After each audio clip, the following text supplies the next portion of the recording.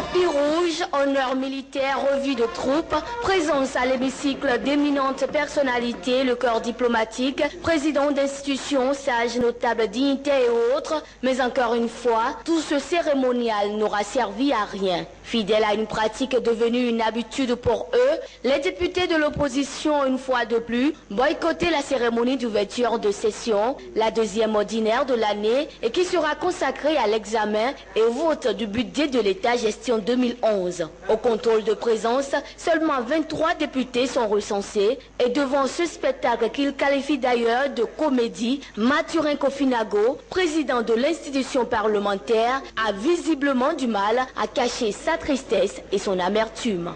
Le quorum, normalement, au terme de l'article 85, devrait être de 42.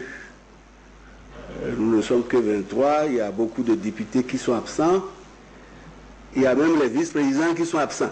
Donc nous ne pouvons malheureusement pas tenir cette cérémonie.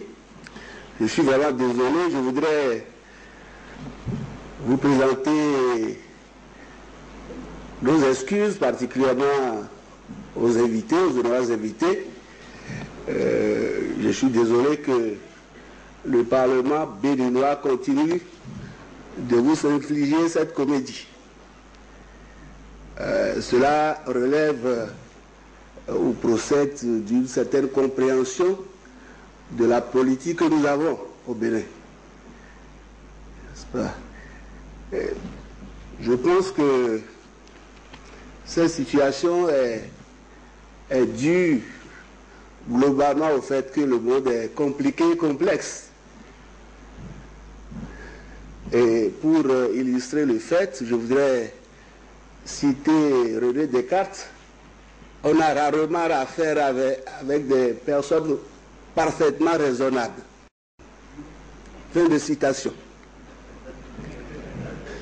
Et Jean-François Revel a ajouté, et je cite, « L'homme, un être intelligent, mais que l'intelligence ne gouverne pas. » Donc tous nos actes ne sont pas toujours arrangés dans la case de l'intelligence.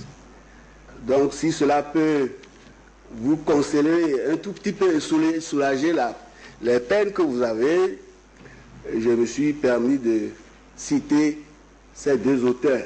Les excuses ainsi présentées aux personnalités présentes et conformément aux dispositions de l'article 85 de la Constitution, la cérémonie d'ouverture est alors reportée au mardi prochain, le lundi étant férié. Mais cette fois-ci, elle se fera uniquement entre les parlementaires.